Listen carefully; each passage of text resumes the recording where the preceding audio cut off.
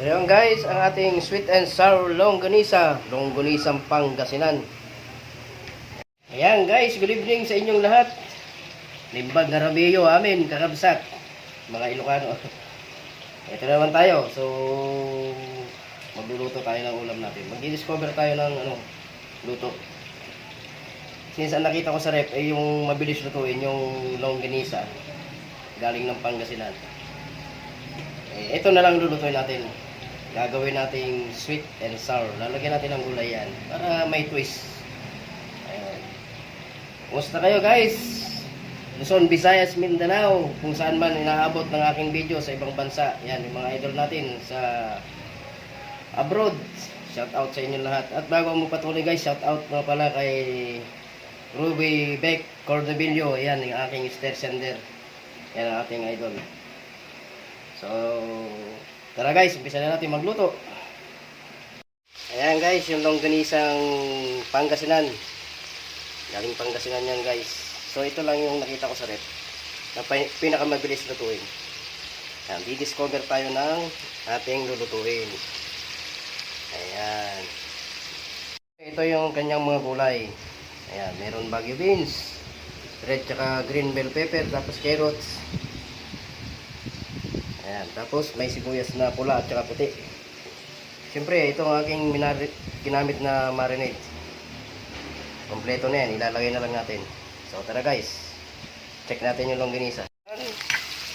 Yung golden brown na siya, hindi pa ako satisfied. Gusto ko yung brown na brown siya guys.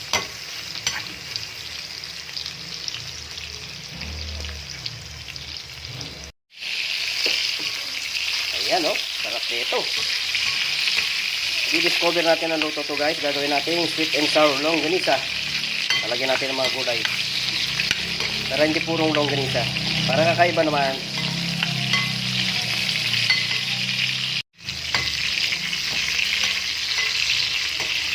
So, okay na ito ko dito guys. I-exercise muna natin to. Tatabi muna natin. Then susunod natin yung ating gulay. Igigisa natin yan. Since wala akong butter, ito munang use oil na pinagpirtuhan ko ng lechong kawali ang aking gagamitin. Sasabayin natin tong carrot saka Baguio beans. Ayan. Sabay na yan kasi sabay silang lalambot.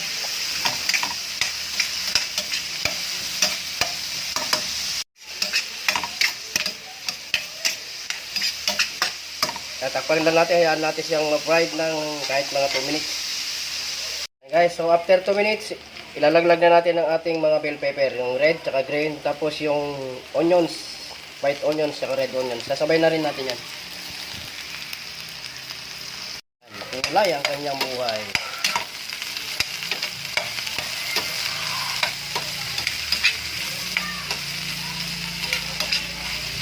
Papatakan ko lang to guys ng 2 kutsarang soy sauce.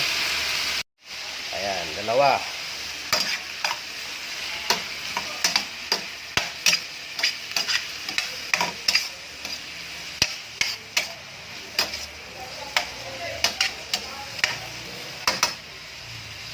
Papatakan na rin natin yan ng ating pampalasa. Para naman masarap yung ating ulam.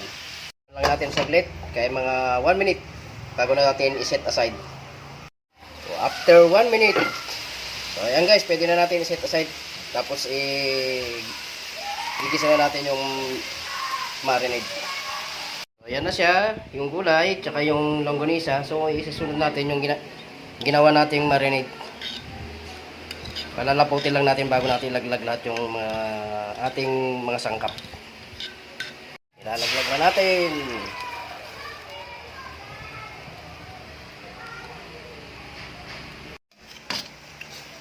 Ayan, palalaputin lang natin yung guys. Bago natin ilalaglag ang ating mga sangkap sa pagluluto ng sweet and sour longganisa. Ayan.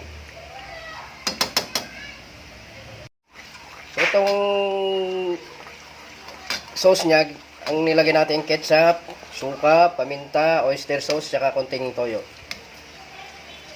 Ayan. Tapos nilagyan din natin ng konting seasoning. Pampalasa.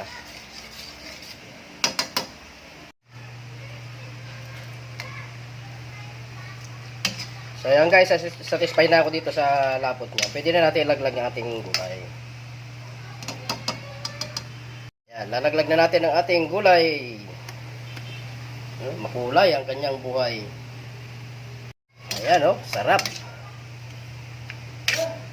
Sarap dito guys.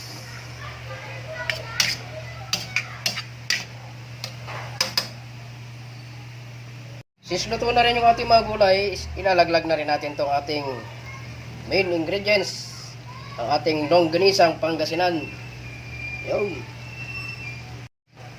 Yes, sarap.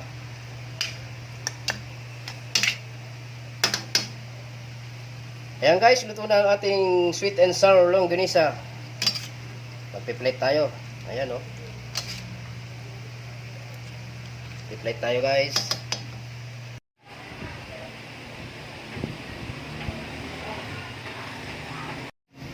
Ayan guys, ang ating sweet and sour longganisa. Longganisang Pangasinan. Ayan. Yan ang ating menu ngayong gabi. Yung longganisang Pangasinan. Sarap, makulay ang kanyang buhay.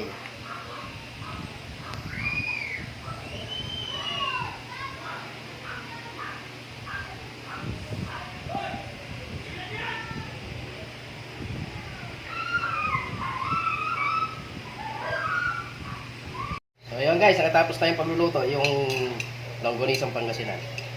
Nag-iisip kasi ako kung ano yung lulutuin ko. So may nakita ko sa ref na longganisa. Sabi ko, kung purong longganisa yung lulutuin ko, ito yung tuyo, wala siyang gulay. Since mabilis naman siya maluto, inaluan ko na lang ng gulay. Ayan. Ang sarap.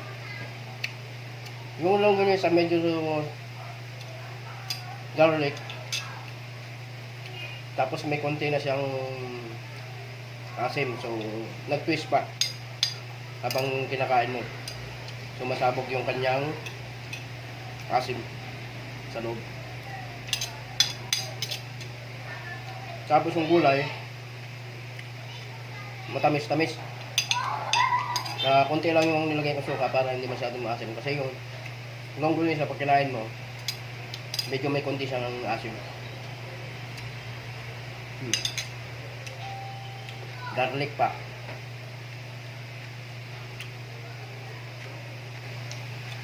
Ito yung paborito kong part kung kainan.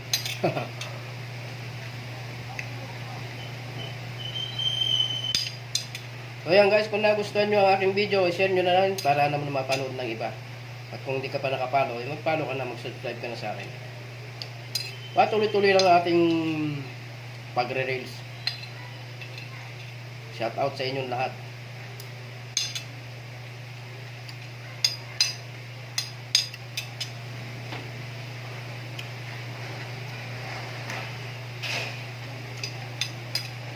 Nare-restock na ako. Kasi gusto ko na kumain. Ayan, good night. Bye-bye sa inyo. Maraming salamat sa inyong panonood. At shout out sa ating mga idol na nasa ibang bansa. Yung inaaabot ng aking video. Bye-bye!